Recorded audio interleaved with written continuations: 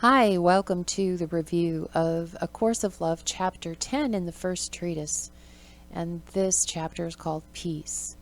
What a beautiful chapter it is. It gives us a real key that kind of reflects back to A Course in Miracles and reframes it. Just such a gift.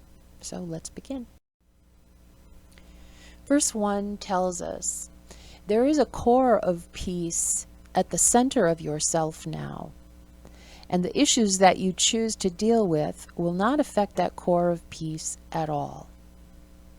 So there's a promise that the work that you've done so far within this course and within your life has actually created that core of peace, and it's not going anywhere.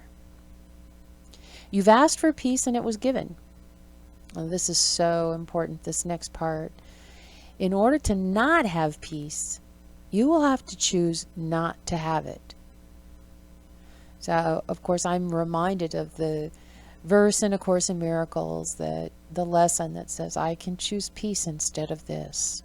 That's really what we're being told, is that every minute that we're suffering and every minute that we're in struggle about something, we are making the choice to not experience peace.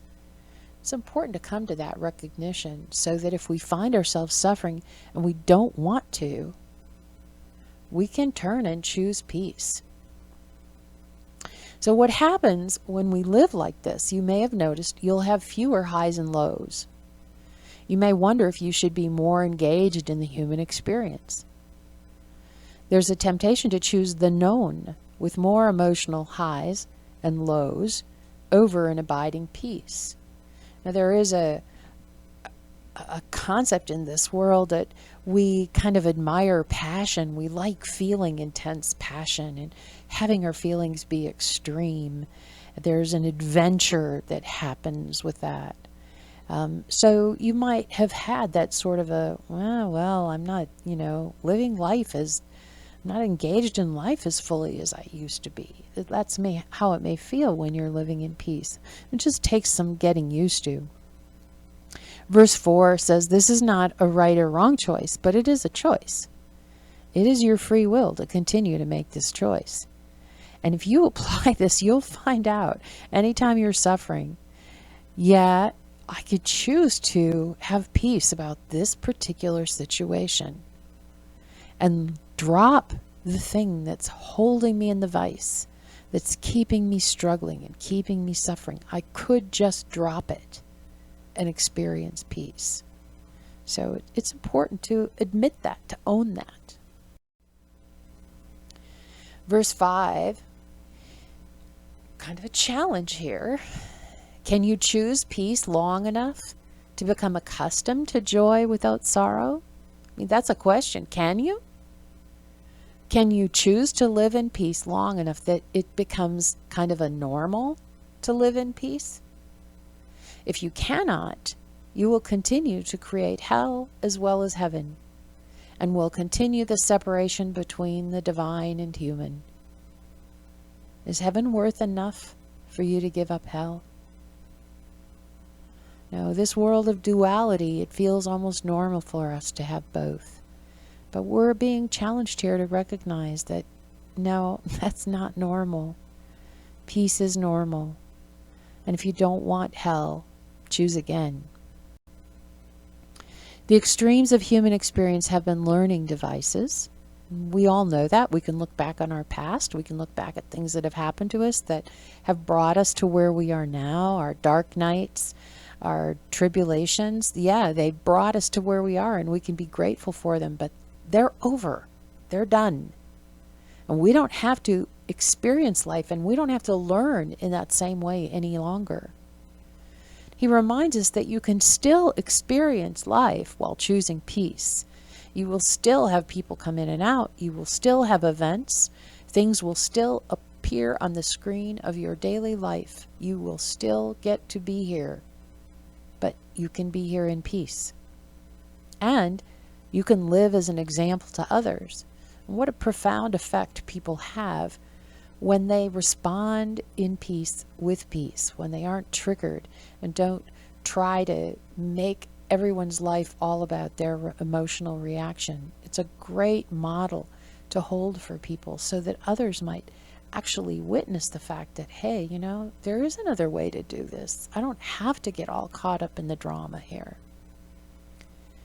In fact, in verse 7, he says, you are being asked to give up all that would take peace from you.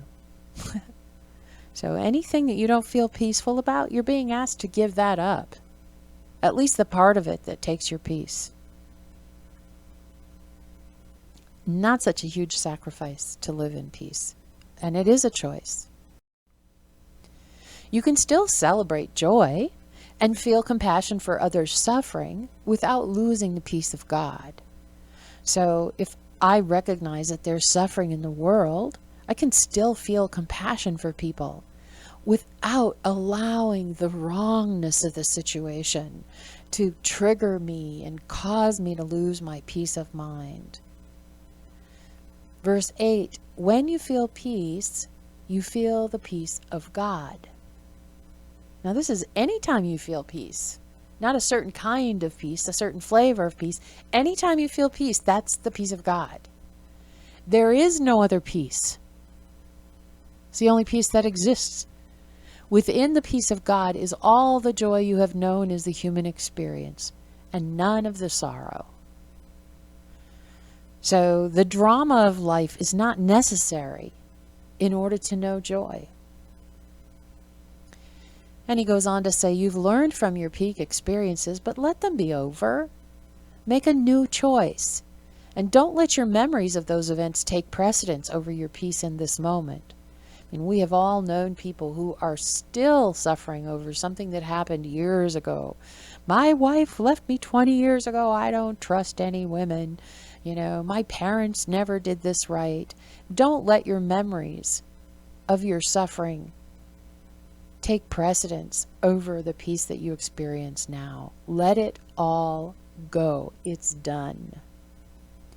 You are being asked to leave behind the need for these extreme lessons. And this is important. Your belief in the value of this turmoil has kept you from accepting your true inheritance. You believe that it's important to remember how you were hurt.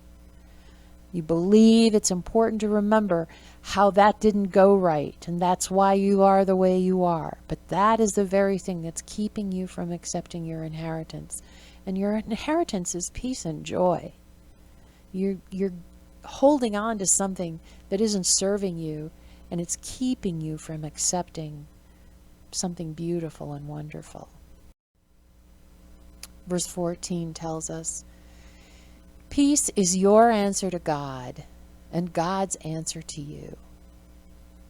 Peace is the inheritance I left you. Peace of body, mind, and heart. So that's all three levels there. Peace in your body, no turmoil, allowing, accepting, feeling peace about whatever's happening in your body. And in your mind, it's not constantly reeling, trying to make sense of the drama. And in your heart, that knows the peace and it's in the right place. Peace is the realm of miracles, the condition of the wholehearted, the prerequisite to the art of thought, the description of heaven, the abode of Christ. I bolded the prerequisite to the art of thought because, of course, this is the last chapter in the Treatise of the art of thought. So it ends with the concept that, if you're still choosing something other than peace, you're not going to be able to employ the art of thought that we've just spent the last 10 chapters learning about. So he gives us kind of a blessing at the end. Go out in peace and love and service to all. For in this going out, you come home and bring with you all the brothers and sisters you have brought to peace. Go in peace and serve with all your heart.